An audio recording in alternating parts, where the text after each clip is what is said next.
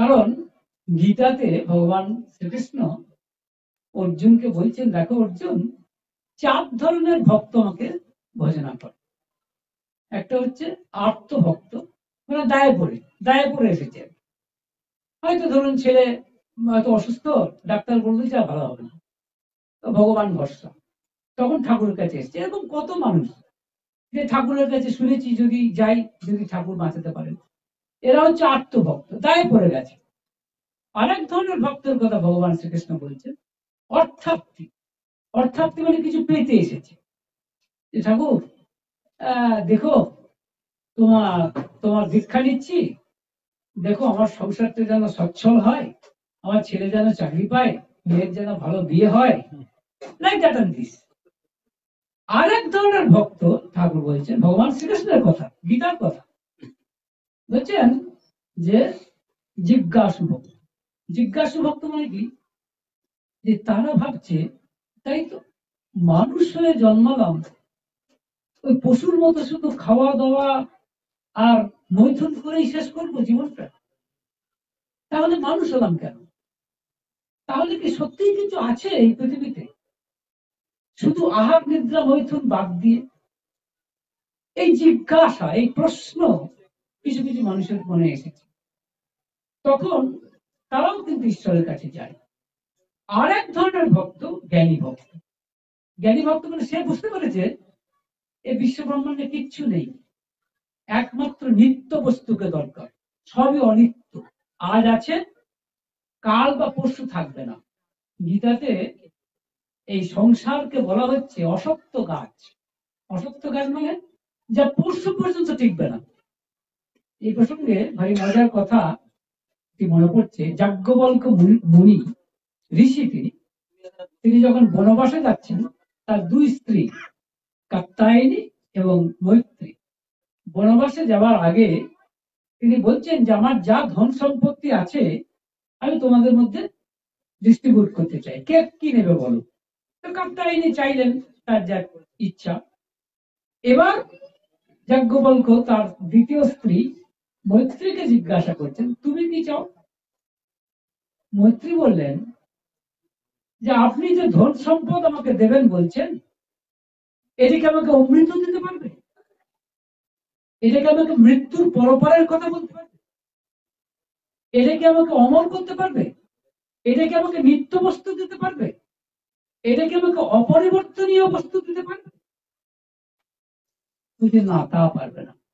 তখন যাজ্ঞবল্ক্য বললেন, দেখো তুমি আমার প্রিয় স্ত্রী ছিলে, আর এই উত্তর শুনে তুমি আমার কাছে আরো প্রিয়তর হলে, কারণ এগুলো কোনো দাম নেই। নচিকেতার কথা শুনবেন। নচিকেতার বাবা একবার যজ্ঞ করেছিল, তাই তিনি দান করছেন বুড়ো গরু। সেইটা দেখে তার নচিকেতা তার বাবাকে বলছে, এসব কি দান করছে, এসব এটা কোনো কাজে লাগবে না, এসব বুড়ো গরু। তখন বারবার এটা বাবা বলছে, তাহলে তোর কি, ইত্যাদি বলছে। নচিকেতা বলছে, ঠিক আছে বলো তো আমাকে কাকে দান করবে। তখন ওর বাবা বলছেন, মানে বারবার সাথে অ্যাভয়েড করতে চাইছেন, কিন্তু বারবার বলার পর যা তোকে জমকে দিলাম। ঠিক আছে, বাবার কথা মেনে নিয়ে নচিকেতা যমরাজের কাছে। যমরাজ তখন বাড়িতে ছিলেন না 3 দিন। 3 দিন বাড়িতে ছিলেন না, 3 দিন পরে এসেছে।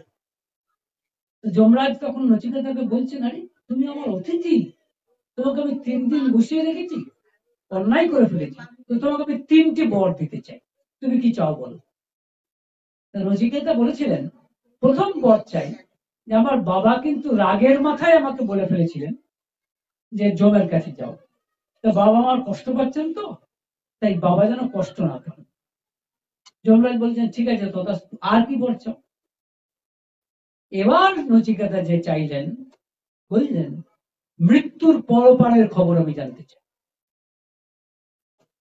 অমৃতের কথা জানতে চাই, অমৃতত্বের কথা জানতে চাই। তখন যমরাজ বলছেন, তুমি একটা ইয়ং চ্যাপ, মানে তুমি একটু সদ্য যুবক, তোমার কত ভোগ করার আছে, কত কি আনন্দ করার আছে, তুমি মৃত্যুর পরপারের খবর জানতে চাইছো, তোমাকে আমি জগতের অধিষ্ঠান করে দিচ্ছি, পুরো সব লেখটা দিয়ে দিচ্ছি। তখন নচিকেতা বললেন, কি হবে, কতদিন ভোগ করবো, কতদিন ভোগ করতে চাও। 10,000 বছর আয়ু দিয়ে দিচ্ছি তোমাকে, চাও? যে তা বেশ, 10,000 বছর আয়ু আপনি দিচ্ছেন, তারপরে তারপরে মৃত্যু হবে না, হবে না বলুন? হ্যাঁ, তা হবে। তাহলে তাহলে যার অন্ত আছে, যার শেষ আছে, সে নিয়ে আমি কি করব? আমাকে এমন কিছু বলুন যে অমৃত, যা অপরিবর্তনীয়, যার পরিবর্তন নেই। আমি সেই কথা শুনতে এসেছি। তখন যমরাজ বললেন, তোমাকে আমি পরীক্ষা করছিলাম, পরীক্ষায় তুমি উত্তীর্ণ।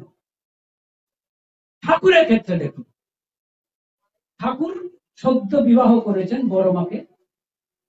বড় মা কিন্তু যথেষ্ট সুন্দরী মহিলা, এবং ঠাকুরের বিবাহ হয়েছে, সদ্য বিবাহিত স্ত্রী বড় মা শ্বশুর বাড়ি গেছে, আর ঠাকুর তার স্ত্রীকে একটি পত্র লিখেছে, চিঠি। আমরা কিন্তু যেটাকে বলি সাধারণভাবে, মানে আমাদের কি হলে কি হয়, মানে আমাদের সঙ্গে ঠাকুরের তফাৎটা বুঝেন, আমি সেটা বোঝাতে চাইছি। তিনিও মানুষ, কিন্তু 3.5 মানুষ, আমরাও তাই, কিন্তু তফাৎটা বুঝেন। তা বিবাহের সদ্য বিবাহিত পরিণীতা স্ত্রীকে আমরা কি করি, মানে তখনকার দিনে, এখন তো চিঠি চাপাটির ব্যাপার নেই, মোবাইল সেই কাজ করছে হয়তো। তো আগে তো চিঠি চাপাটির ব্যাপার ছিল, সেগুলোকে আমরা বলতাম প্রেম পত্র। তা ঠাকুরের প্রেম পত্র কিন্তু ফাঁস হয়ে গেছে, এটা আপনারা জেনে রাখুন, একেবারে রেকর্ডেড। যে কথাগুলো আমি বলছি, আমি আবার বলছি, আমি যতগুলো কথা আপনাদের বলবো এগুলো রেকর্ড আছে, রেফারেন্স দেওয়ার মতো হিম্মত আমার আছে। সুতরাং একটা কথা আমি বলছি না যা আমি প্রমাণ করতে পারবো না বা আপনাদের দেখাতে পারবো না, তা কিন্তু না। তাই যেটা বললাম যে ঠাকুরের প্রেম পত্র ফাঁস হয়ে গেছে, এটা সত্য। কি করে ফাঁস হয়েছে ভগবান জানেন, কিন্তু ফাঁস হয়েছে। তাতে তিনি কি লিখছেন জানেন? তার সদ্য পরিণীতা স্ত্রীকে লিখছেন, দেখো তুমি আমি আজ কত বড়টি হইয়াছি, ভাবিয়া দেখো তো, যখন আমরা ছোট ছিলাম, আজ তার থেকে এতটা বয়সে এসে কত কি পরিবর্তন হয়েছে। আজ যাহা দেখিতেছ, কাল তাহা দেখিবে না। তাই জগৎ কিন্তু পরিবর্তনশীল। ভাবিয়া বলো তো দেখি, এমন কি আছে যা অপরিবর্তনশীল, যে অনিত্য, সরি নিত্য বস্তু? তারপরে তিনি নিজেই উত্তর দিচ্ছেন, হ্যাঁ ঠিকই বলিয়াছ, আমাদের যে আত্মা, ওই আত্মাই হচ্ছে নিত্য বস্তু। ওই আত্মজ্ঞান লাভ করার চেষ্টা করে। তারপরে তিনি অন্য কথা বলছেন, যে গরুগুলোকে ভালো করে খাওয়াবে, তোমার বাবা মাকে যত্ন নেবে, ইত্যাদি ইত্যাদি, যা ঠাকুরের বক্তব্য আছে। তা এই হলো ঠাকুরের প্রেম পত্র। তিনি সদ্য পরিণীতা স্ত্রীকে তিনি নিত্য এবং অনিত্য বস্তুর তফাৎ বোঝান। তো এই ডাক্তার প্রথিতযশা উকিল যিনি, তিনি কিন্তু নিত্য অনিত্যের প্রভেদ বুঝতে পারছেন।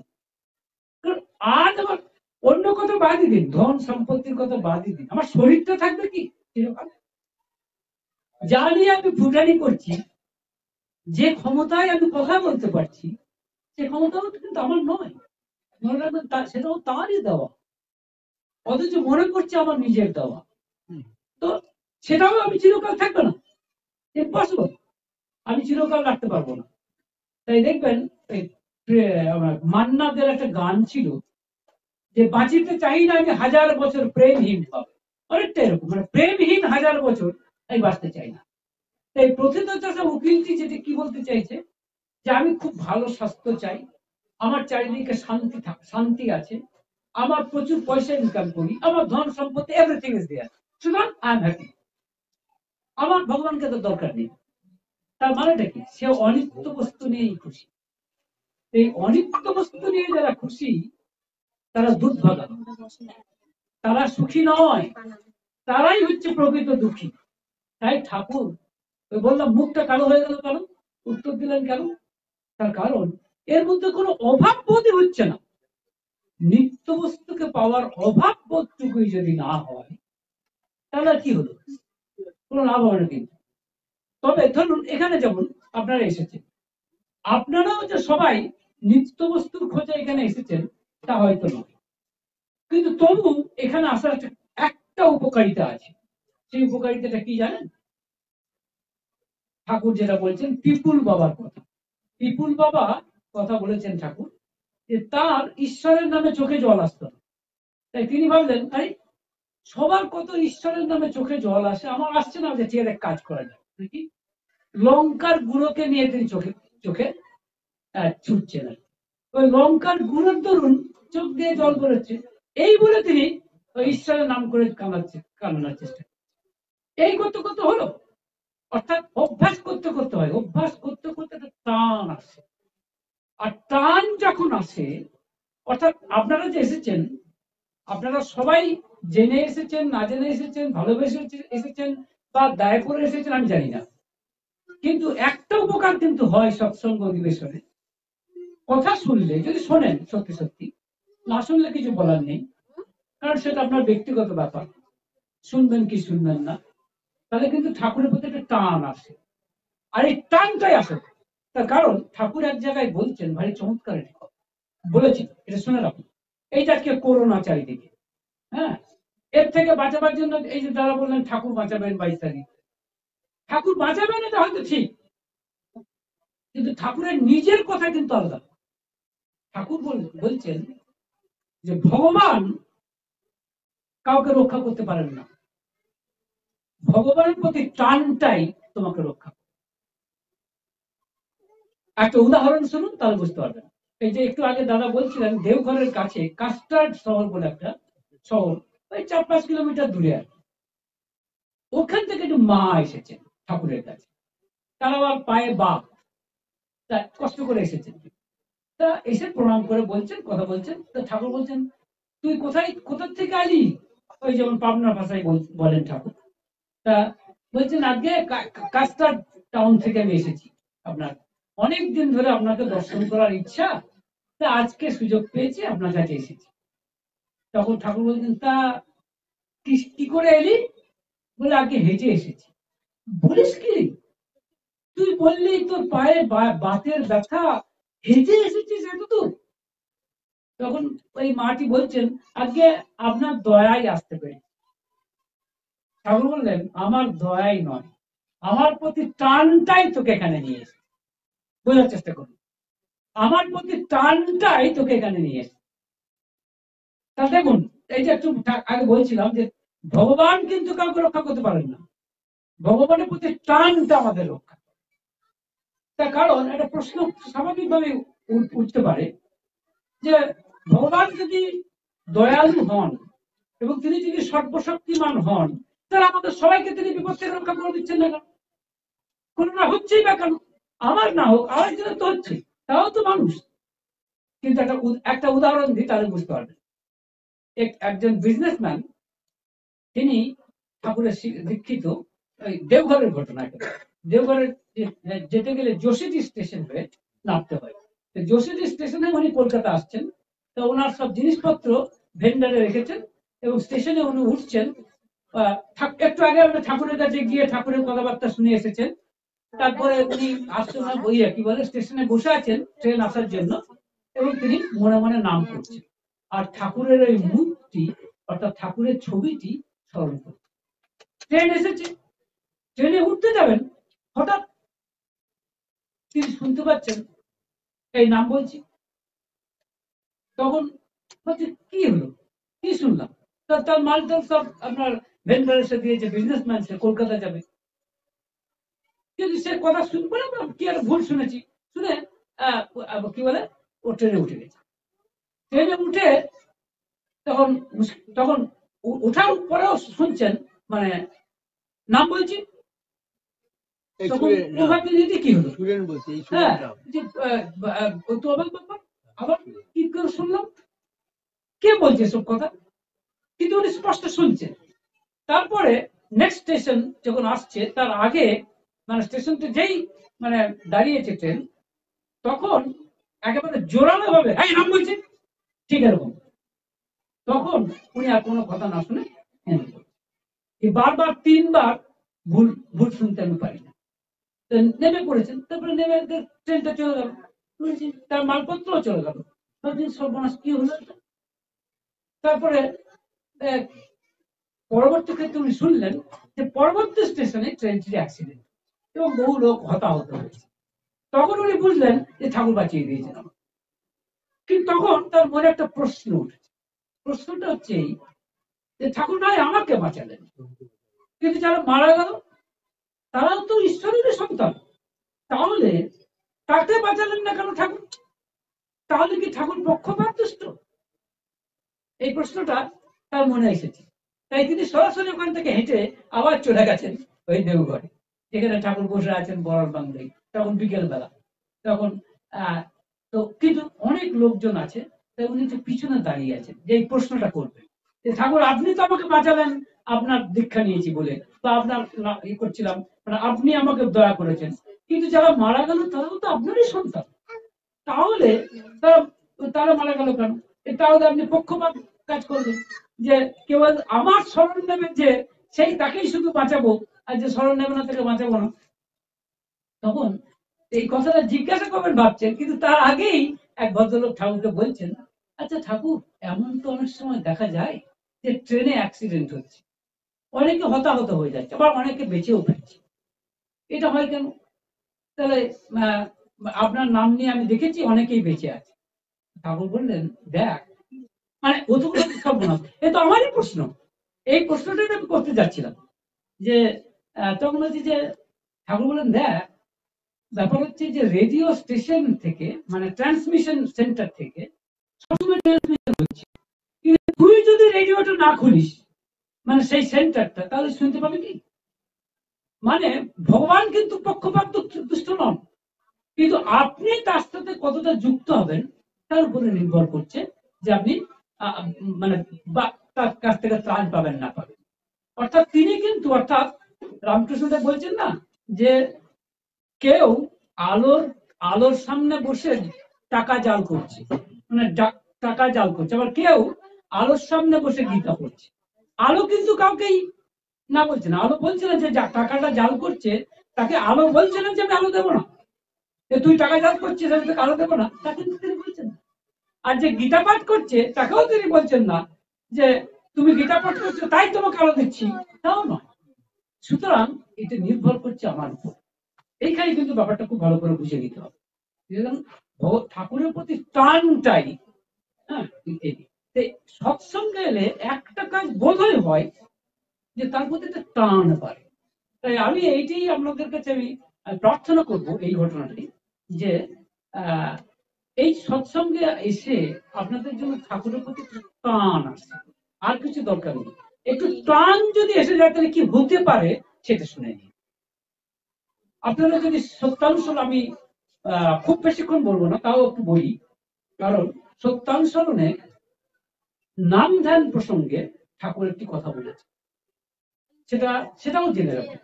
বলছেন, মানে নাম ধ্যান এটা আধ্যাত্মিক জগতে কত বাদই দিন, আমাদের ডে টু ডে লাইফে, অর্থাৎ প্রাত্যহিক জীবনে এর প্রয়োজনীয়তাটা নেই।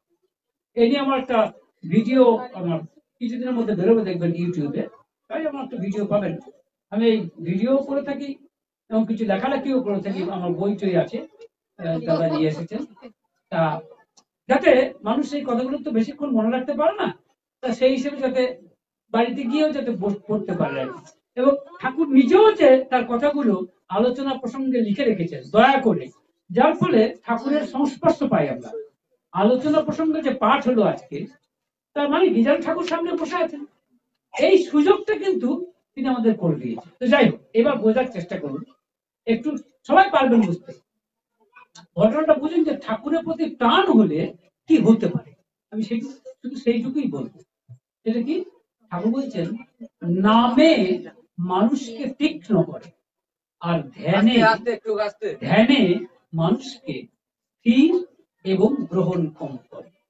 এইটার উপরেই আমি কিছু বলতেছি আপনাদের সামনে। আপনারা দয়া করে একটু বোঝার চেষ্টা করুন, কারণ অনেকেই জানেন না, বোঝে না। সত্যানুসরণটা হচ্ছে নবগীতা, এ বিষয়ে কোনো সন্দেহ নেই। মানে যুগপুরুষোত্তম আসেন, তাকে যুগপুরুষোত্তম বলছি কেন? তার কারণ যে যুগে যেটুকু প্রয়োজন। একটা সময় ছিল মানে টেলিফোন, কিন্তু এখন কর্ডলেস, অর্থাৎ মোবাইল।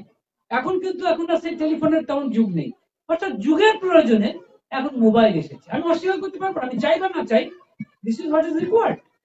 তো মানে ইট ইজ দ্য কি বলবো মানে ডিমান্ড অফ দ্য এরা, এই এই যুগের এটা প্রয়োজন। ঠাকুর ঠিক তাই, এই যে সত্যানুসরণ বইটি লিখেছেন, ওই বইটুকুই যথেষ্ট সবটুকু বুঝে নেওয়া। সারা জীবনে কিন্তু ঠাকুর আর কোনো বই লেখেনি, ওই একটি ছোট্ট বই, আকারে ছোট কিন্তু তাৎপর্য সুমহান। এই বইটি যদি বুঝতে পারেন তাহলে আর কিছু বাকি থাকে। ঠাকুর যেটা লিখেছেন যে নামে মানুষকে তীক্ষ্ণ করে আর ধ্যানে মানুষকে স্থির এবং গ্রহণক্ষম করে। জানেন কি এই কথাটার মানেটা কি? আমি সেটি আপনাকে বলব। প্রথম হচ্ছে কতগুলো কথা ঠাকুরের কথা বলছে। কি কি কথা আসছে? নাম, তারপরে কি আসছে? তীক্ষ্ণ, তারপরে কি আসছে? ধ্যান, তারপরে কি আসছে? স্থির, তারপরে কি আসছে? গ্রহণক্ষম। পাঁচটা কথা দেখবেন আপনার, পাঁচটা কথার মধ্যে। কিন্তু এর মধ্যে আর একটা কথা আছে যেটা লুক্কায়িত, কিন্তু সব থেকে বেশি মুখরিত। লুক্কায়িত বলেই বোধ হয় সব থেকে বেশি মুখরিত। বলতে পারেন কি সেই কথা যা ঠাকুর লেখেননি? লিখেছেন পরের প্যারাগ্রাফে, কিন্তু প্রথমে তিনি লেখেননি। কিন্তু সেটা না হলে নাম অসম্পূর্ণ থাকে। বলতে পারেন, ভাবতে পারেন যে কি সেই কথা? আচ্ছা আমি আসছি। প্রথমত নাম। নাম জিনিসটা কি? কেন নাম করব? নাম হচ্ছে এই যে সদ্গুরু যিনি, তিনি একটা সৎ নাম দেন। সেটা কি? একটা শব্দ। এই যে আমি আপনাদের সামনে শব্দ করছি, তো এই নাম নানা ধরনের হতে পারে। যার মধ্যে ধরুন অত্যন্ত বহুল প্রচলিত, বহুল ব্যবহৃত যে নাম, সেটাকে বলে ওম। ওম কথাটা আমরা যে বলি, এটা একটি বহুল প্রচারিত সৎ নাম। এটা অনেকেই করে থাকে। দেখবেন এটা অনেকেই এটা বারবার বলেন যে ওম ওম করলে একটা আনন্দ পাবেন, শান্তি পাবেন, এরকম একটা কথা অনেকে বলে এবং অনেকে নেয়। ইনফ্যাক্ট ওমটা হচ্ছে, আমি বিস্তারিত আলোচনায় যাব না, কিন্তু ওমটা অনেক কিছু। এই তিনটে জিনিস, অ, হস্য আর ম দিয়ে তৈরি। এটা আপনি সৃষ্টি, স্থিতি, লয় বা আপনার কি বলে স্বর্গ, মত্র, পাতাল সব নিয়ে, সব তিনটি দেখবেন থ্রি। আমি বেশি যেতে যাব না। কিন্তু ঠাকুর যে সব নামটা দিলেন সেটাও তো একটা শব্দ। ওম যেমন শব্দ, ঠাকুরের দেওয়া সদনামটা একটা শব্দ। তাহলে তফাৎ কোথায়? ওম, ওমটা করলেই বা ক্ষতি কি ছিল? ক্ষতি বৃদ্ধির কথা নয়। ঠাকুর বলছেন যে এ নাম আমরা দিইনি, স্রষ্টা দয়া করে দিয়েছেন আমাদের মধ্যে। তিনি দয়া করে দিয়েছেন বলা ছাড়া আর কিছু উপায় নেই। এটা ঠাকুর হয়তো কথাটা বিনয়ের কথা হতে পারে, কিন্তু ঠিক কথা। কারণ এই বিশ্ব ব্রহ্মাণ্ডটা সৃষ্টি হয়েছে একটা শব্দ করে। বুঝতে পারছেন? একটা শব্দ, সাউন্ড ভাইব্রেশন। এমনকি আমি আপনি প্রত্যেকেই একটা সাউন্ড ভাইব্রেশনেরই বাহ্যিক রূপ মাত্র, মানে external expression of sound vibration. আপনিও কিন্তু একটা শব্দ স্পন্দনের বেশি কিছু না, আমিও তাই, সমগ্র বিশ্ব জগৎও তাই। তাই ঠাকুর যে সদনামটা দিয়েছেন, সেটাতে ঠাকুর বলছেন যে পূর্ববর্তী যেসব সদনাম দেওয়া আছে সেগুলো তো আছেই, ইন অ্যাডিশন টু দ্যাট তাছাড়াও এমন কিছু আছে যা আগে ছিল না। অর্থাৎ সর্বোচ্চ স্তরের বীজ নাম এটি হচ্ছে ঠাকুরের দেওয়া সর্বোচ্চ স্তরের বীজ নাম। এখন এই নামটা করতে বলছে কেন? ঠাকুর বলছেন রেগুলার করতে হবে, মানে প্রতিদিন। কেন? তার কারণ হচ্ছে এমন কিন্তু নয় যে নামটা আমার মধ্যে নেই। তখন নামই তো আমি, আমি তো নামেরই প্রকাশ। তো না আমার মধ্যে আছে, অথচ তা সত্ত্বেও তাকে রেগুলার করতে হবে কেন? তার কারণ দীর্ঘদিন না করে করে অনভ্যাসের ফলে আমরা সেটা ভুলে গেছি। আপনারা একটা সিনেমা দেখে থাকবেন যে কি হারানো সুখ বা জাতীয়, সম্ভবত, যেখানে উত্তম কুমার তার পূর্ব একটা অ্যাক্সিডেন্টের ফলে তার পূর্বজন্মের পূর্ব স্মৃতিটা ভুলে গেছে। তো সুচিত্রা সেন নানাভাবে সেগুলোকে, পুরনো স্মৃতিগুলোকে জাগিয়ে দেবার চেষ্টা করছে এবং সে পরে জানতে পেরেছে। এটা এক্স্যাক্টলি তাই। আমার মধ্যে কিন্তু এই নামটা আছে, যে ঠাকুর যে নামটা দিয়েছেন এটা আছে, কিন্তু আমি বুঝতে পারছি না। সেই জন্যই নামটা করা। কেন কেন করা? নাম করতে করতে করতে করতে করতে মনে পড়ে যাবে। কেন? একজন বড় সাধু এসছে, বিরাট সাধু ঠাকুরের কাছে এসছে। ঠাকুরকে বলছেন, আচ্ছা ঠাকুর, অজপা নাম কাকে বলে, অজপা জপ কাকে বলে? শুনে রাখুন কথাগুলো, কারণ সুযোগ পেয়েছি যখন, আপনাদের সামনেও সুযোগ পেয়েছি, কিছু কথা বলেই যাই। অজপা জপ কাকে বলে? এই প্রশ্নটি ঠাকুরকে করেছিলেন এই সাধু। তা ঠাকুর বলেন আপনিই কর না। তখন সেই সাধু, উচ্চস্তরের সাধু, তিনি বলেছিলেন নিঃশ্বাস প্রশ্বাসে যে যদি নাম করি, জপ করা, তাকেই বলে অজপা জপ। ঠাকুর বললেন না, নিঃশ্বাস প্রশ্বাসে জপ করাকে বা নাম করাকে অজপা জপ বলে না। তাহলে কি? ঠাকুর বলছেন আমাদের ভিতরে যে ভাইটাল কারেন্ট চলছে, অর্থাৎ আমার ভিতরে যে নাম চলছে নিরন্তর, তাকে অনুভব করার নামই হচ্ছে অজপা জপ। আজ পর্যন্ত এত সুন্দর উত্তর আমি কোথাও খুঁজে পাই। অর্থাৎ এটা আছে আমার মধ্যে, it is already in me. এটা আমার মধ্যে নেই তা নয়, কিন্তু ভুলে গেছি বলেই বারবার আমাকে করতে হচ্ছে। এই যেরকম বাল্মীকিকে বলছে তুমি রাম বলো, রাম বললে তোমার, তখন তিনি রত্নাকর, তখন বলছে রাম উচ্চারণ করতে পারছে না, বলছে মরা। তখন ঠিক আছে, মরা মরাই করো তুমি। মরা মরা মরা মরা করতে করতে শেষে নাম চলে কি করে ওই বারবার মরা মরা মরা মরা করতে, মানে উল্টো করছেন কিন্তু করতে, তার মানে অভ্যাস, প্র্যাকটিস। এটা ভগবান শ্রীকৃষ্ণও বলছেন, যেখানে অর্জুন জিজ্ঞেস করছে যে এই চঞ্চল মনকে কি করে শান্ত, বলছেন চঞ্চলং হি মন কৃষ্ণ প্রমাথি বলবৎ বীরম তস্যাহং নিগ্রহং মন্যে বায়ুরীব সুদুষ্কর। মানে বাতাসকে আমি যখন সরাতে পারি না, আমি ধরুন এই বাতাসকে সরালাম, বাতাসকে সরাতে পারবো? বাতাস সঙ্গে সঙ্গে আবার ঢুকে যাবে। ঠিক সেরকম চঞ্চল মনকে আমি শান্ত করতে পারবো। এটা অর্জুন বলছেন ভগবান শ্রীকৃষ্ণ। তার উত্তরে অর্জুন, ভগবান শ্রীকৃষ্ণ বলছেন যে অসংশয় মহাবাহ মনো দুর্নিগ্রহম চলম অভ্যাসন তুকন্তেও বৈরাগ্যেই ন চবিচ্ছ। মানে হচ্ছে যে তুমি ঠিক বলেছ অর্জুন। দেখুন, স্বয়ং ঈশ্বর, স্বয়ং ভগবান শ্রীকৃষ্ণ মেনে নিচ্ছেন যে চঞ্চল মনকে শান্ত করা কঠিন। অসংশয়, কোনো সংশয় নেই, কিন্তু কিন্তু উপায় আছে। উপায় কি দিলেন তিনি? অভ্যাস যোগ আর বৈরাগ্য যোগ। অভ্যাস যোগ মানে ডেইলি প্র্যাকটিস, আর বৈরাগ্য যোগ মানে কিছু খরচ করো, কিছু দাও, কিছু স্বার্থ ত্যাগ করো। সোজা কথা একেবারে, বৈরাগ্য কথাটা মানে। আর ঠাকুর অনুকূল চন্দ্র কি করলেন?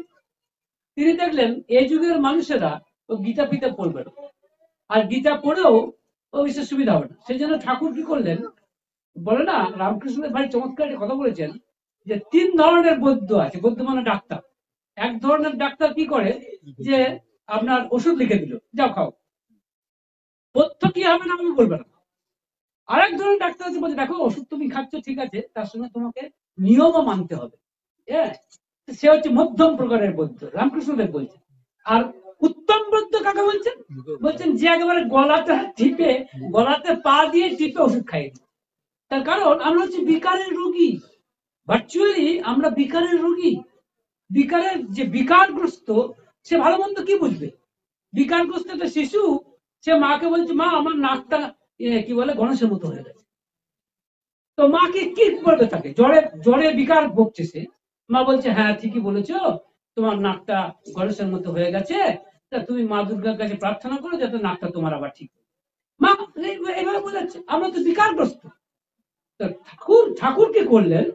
ঠাকুর এই অভ্যাস যোগ আর বৈরাগ্য যোগ একসাথে ওই গলা টিপে আমাদের খাইয়ে দিলেন। কি করে বলুন তো? দেখুন, আপনারা ঠাকুরের দীক্ষা নিয়েছেন, আপনাদেরকে বুঝতে হবে কিন্তু, কারণ আপনাদেরকে প্রশ্ন করবে ঠাকুরকে তোমরা কি দাও বলো, পয়সা টয়সা। হ্যাঁ, তোমাদের ঠাকুর তো ব্যবসায়ী লোক। তখন আমি কি উত্তর দেবেন?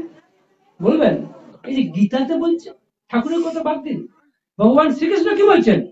যে চঞ্চল মনকে শান্ত করতে গেলে দুটো জিনিস দরকার। এক, অভ্যাস যোগ, মানে প্রতিদিন তোমাকে স্মরণ করতে হবে ঈশ্বরকে।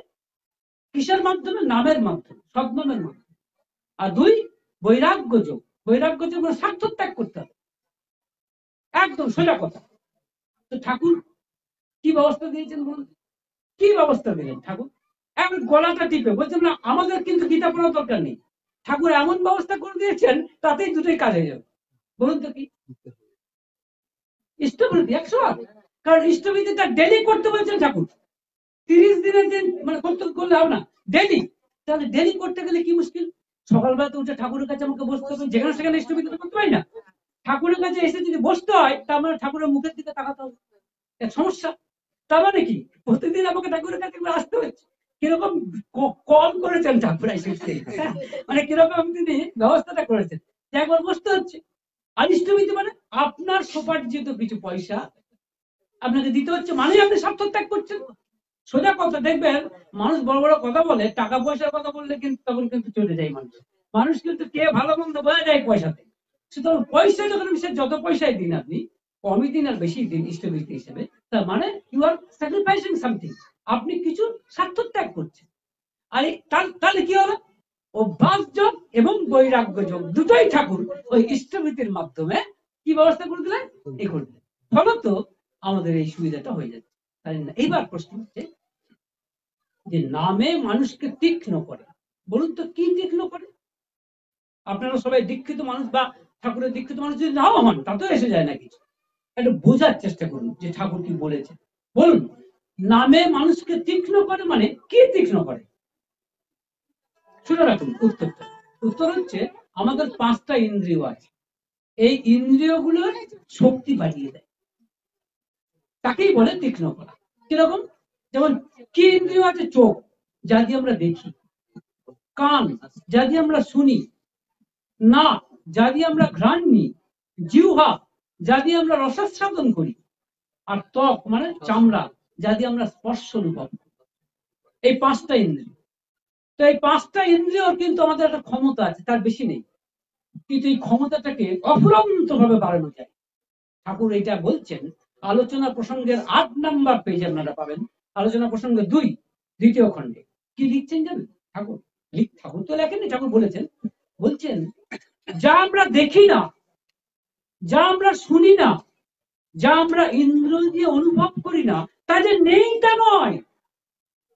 বোঝার চেষ্টা করুন, তা যে নেই তা নয়, কিন্তু যেহেতু আমাদের এই ইন্দ্রিয়গুলোর শক্তি সীমাবদ্ধ, তাই আমরা সেটাকে বুঝতে পারি না। তা যেন আমাদের কাছে, ঠাকুরকে চমৎকার করে বলছেন, তা যেন আমাদের কাছে না থাকা রূপে থেকে যায়, মানে না থাকার মতো হয়ে গেছে, মানে আছে অথচ নেই, বুঝতে পারছি না।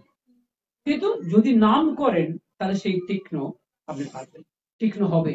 ধীরে ধীরে যা দেখতে পাচ্ছেন না তা দেখতে পাবেন, যা শুনতে পাচ্ছেন না তা শুনতে পাবেন। যেমন হক সাহেব বলে একজন, তিনি ওই তখন ঠাকুর হিমায়তপুরে বাংলাদেশে, হক সাহেব এক বিরাট গভর্নমেন্ট অফিসিয়াল, তিনি বলছেন, আচ্ছা ঠাকুর, শুনেছি, শুনতে পাই আপনি নাকি নূর এবং আওয়াজ শুনতে পান, তো সেটা কি আমরাও পেতে পারি, শুনতে পাবো? আর এটা পেয়ে লাভই বা কি? লাভ, নূর আর আওয়াজ মানে হচ্ছে শব্দ এবং জ্যোতি, শুনতে পাওয়া যায় কিনা। মনে রাখবেন এই জগৎটা কিন্তু আমরা বুঝতে পারছি না, কিন্তু সবসময় শব্দ হচ্ছে, এটাকে বলে অনাহত শব্দ, বুঝতে পেরেছেন? সেই শব্দ আপনার কান শুনতে পাচ্ছে না, আমার কান শুনতে পাচ্ছে না, কিন্তু যদি বলি কারো কান শুনতে পাচ্ছে না, তাহলে কিন্তু ভুল করবো। যারা আধ্যাত্মিক মানুষ, যারা অত্যন্ত ন্যায়ময় মানুষ, তারা কিন্তু শুনতে পায়। ঠাকুর তো হামেশাই, আর ঠাকুর সব ঈশ্বর, সুতরাং তার কথাই আলাদা। কিন্তু তা সত্ত্বেও এই হক সাহেবের কথাই ঠাকুর বলছেন, দেখুন, লাভ লোকসানের কথা চিন্তা করে আমি কোনোদিনই কোনো কাজ করিনি, নাম করতে ভালো লাগতো তাই করতাম, আর ক্রমশ গভীর থেকে গভীরতর যেতাম, আর গভীরতর গিয়ে দেখতাম সে এক অপরূপ জগৎ, কত যে শব্দ শোনা যায়, কত যে জ্যোতি দেখা যায়, তার কি ইয়ত্তা আছে? আর আপনি বললেন আপনি পারবেন কিনা, কেন পারবেন না? আপনিও করুন, আপনিও পারবেন। খলিলুল রহমান বলে একজন মুসলমান ভক্ত ঠাকুরের, তাকে ঠাকুর জিজ্ঞেস করছেন, আচ্ছা খলিলুল দা, মনে হচ্ছে খুব নাম করছেন আপনি। খলিলুল দা বলছেন, কি করব, এখন আপনার নাম নিয়ে আর আপনাকে নিয়েই ব্যস্ত আছি। তখন ঠাকুর বললেন, আচ্ছা আপনাদের মোস্তফা চরিতে এবং কোরআনে যে নূর এবং আওয়াজের কথা শোনা যায়, সেগুলো কি শুনতে পান, দেখতে পান? খলিলুল দা বলছেন, আগে হ্যাঁ, এখন শুনতে পাই, দেখতে পাই। ঠাকুর বলছেন, দেখেন সালা, তাহলে তো সব একবারে হুবহু মিল। তখন ঠাকুর বলছেন, খলিলুল্লাহ বলছেন, আগে হ্যাঁ, এক সময় ভাবতাম এগুলো শুধু কথার কথা, এখন দেখছি একেবারে হুবহু মিল। তখন ঠাকুর বললেন, তাই তো একে কয় বিজ্ঞান। তাই তো একে কয় বিজ্ঞান। একটু আগে যে ওই চমৎকার করে গানটা গাইছিল যে কৃষ্ণ গৌর হরি আল্লাহ সেই একই, সুতরাং আপনি ইসলাম ধর্মই বলবেন, যে কোনো আবার ধর্মই বলতে চাই না, কারণ ঠাকুরের বক্তব্য ধর্ম এক, ঈশ্বর এক, প্রেরিত পুরুষেরা একই বক্তব্য, কিন্তু মত মানে কিন্তু যাই হোক না কেন সবারই একই কথা। তাহলে ঠাকুর কি বলছেন, নামে তীক্ষ্ণ করে। কি তীক্ষ্ণ করে? আপনাদেরকে যদি কেউ প্রশ্ন করে আপনারা উত্তর দেবেন যে আমার ইন্দ্রিয় গুলোকে তীক্ষ্ণ করে, যা আমি শুনতে পাচ্ছি না, যা আমি দেখতে পাচ্ছি না, তা দেখতে পাবো যদি সত্যিকার নাম করি।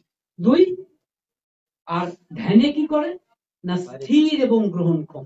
স্থির মানে মনকে স্থির করে। স্থির করা মানে কিন্তু মনে রাখবেন, মানে স্ট্যাটিক হয়ে যাওয়া নয়, ব্যালেন্স হওয়া। ব্যালেন্সড হওয়া, ব্যালেন্সড হওয়া মানে সাম্য। আর শেষ কথা, গ্রহণক্ষম। গ্রহণক্ষম মানে এই যে ধরুন আমি ঠাকুর অনুকূলচন্দ্র দীক্ষিত, এখন আমার কাছে যদি কেউ বলে ওখানে কৃষ্ণ নাম হচ্ছে, আপনি শুনবেন? আর দূর মশাই, আমি ভগবান শ্রীকৃষ্ণ কি বলে, আমি ভগবান অনুকূলচন্দ্রের দীক্ষিত মানুষ, আমি আমি আর কৃষ্ণের নাম শুনতে গিয়ে একটু আমি তো না, ঠাকুর তো তা বলছেন না। ঠাকুর বলছেন তুমি যদি সত্যি সত্যি আমাকে ধরে থাকো, তাহলে যেখানে যে লোক যাই কথাই বলি তার মধ্যে যদি জীবনীয় কিছু থাকে তা তুমি গ্রহণ করো। সুতরাং ধ্যান করাটা শুধু সাধারণ মানুষের পক্ষে নয়, আমি তো বলবো ডাক্তার, রাজনীতিবিদদের পক্ষেও দরকার। কারণ অনেক রাজনীতিবিদ আছেন যারা এমনিতে মানে দু একজন অন্তত সত্যি সব মানুষ, কিন্তু মুশকিল হচ্ছে তারা বিরোধীদের কোনো কথাই শুনতে চায় না। তাদের বিরোধীদের মধ্যে যে কিছু ভালো কথা থাকতে পারে, তাই ঠাকুর বলছেন পরমত সহ্য করো, পরমতকে গুরুত্ব দাও। একটা ঘটনা বলে আমি আপনাদের কাছে আমরা শেষ করবো। একদিন ঠাকুর দেবঘরে বসে আছেন, তা ইসলাম সম্পর্কে, মোহাম্মদ রসুল সম্পর্কে কথা বলছে। কথা বলা শেষ, একটি ছেলে, ইয়ং ছেলে দূরে বসে আছে, বাড়িটি ছিল আসানসোল, সে দূরে বসে আছে। এটাও কিন্তু দেখুন শোনা কথা নয়, এটা একটা বই লেখা, সুশীল চন্দ্র দাস বলে, the man who love me most and new me most, এই বলে বইটির নাম। এখন সম্ভবত এটা বাংলা এখন বেরিয়েছে, যাই হোক, সেখানে ওনার নিজের দেখা। তো ওর কথাবার্তা বলা শেষ, অর্থাৎ হযরত মুহাম্মদের সুনাম করছেন ঠাকুর, স্বাভাবিক, তিনিও একজন অবতার পুরুষ। তা ওই ছেলেটি, সে হিন্দু, তার কিন্তু যে পছন্দ হচ্ছে না, তার কারণ সে মোহাম্মদকে পছন্দ করে না একদম। কিন্তু ঠাকুর সুনাম করলেন, যাই হোক, তার ছেলেরা ও কিন্তু চুপ করে সে দাঁড়িয়ে বসে আছে। আপনারা শুনে রাখুন, এই ঘটনা শোনেননি হয়তো কোনোদিন, কিন্তু সত্য ঘটনা। তা ভক্তরা চলে গেল, কথাবার্তা শেষ। তার মধ্যে সুশীল দাও ছিলেন, দু একজন হয়তো এদিক ওদিক ঘুরছে। হঠাৎ ওই ছেলেটি সুযোগ বুঝে দেখছে ঠাকুর একা, ঠাকুরের কাছে এসে একদম ঠাকুরকে একবার সাংঘাতিক ভাবে প্রহার করছে, আর ঠাকুর চুপ করে সহ্য করছে, মানে তিনি প্রতিহত করছেন না, এবং ভার্চুয়ালি কোনো লোক নেই বলে বুঝতে পারছে না।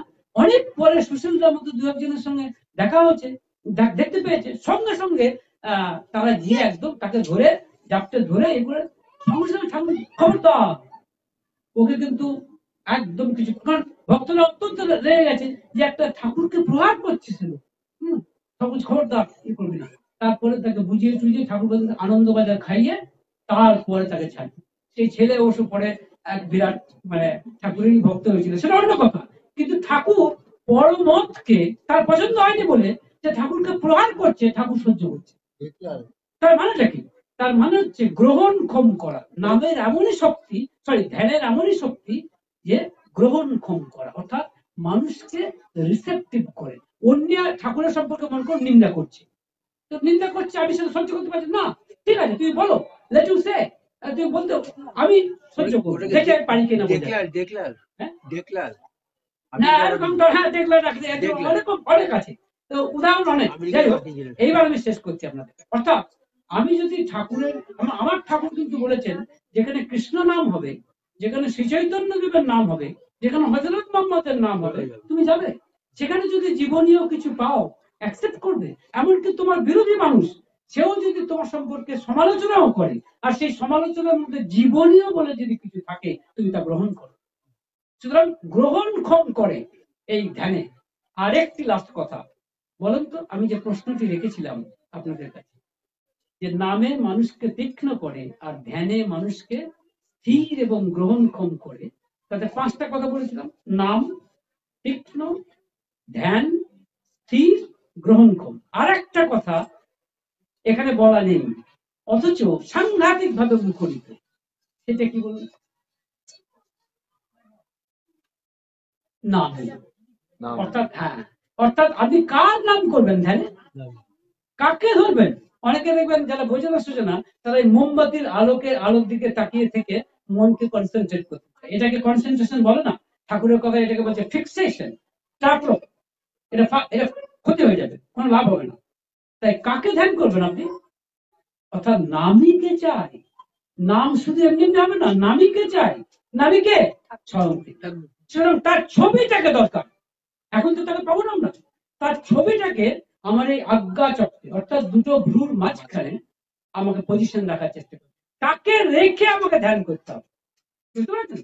এই কথাটা কিন্তু ঠাকুর পরবর্তী ক্ষেত্রে বলেছে যে তাই ধ্যান করতে গেলেই সদ্গুরু, প্রিয় পরম বা যাই বলে অভিহিত করো না কেন, একজন প্রতীককে অবলম্বন করে করতে হবে।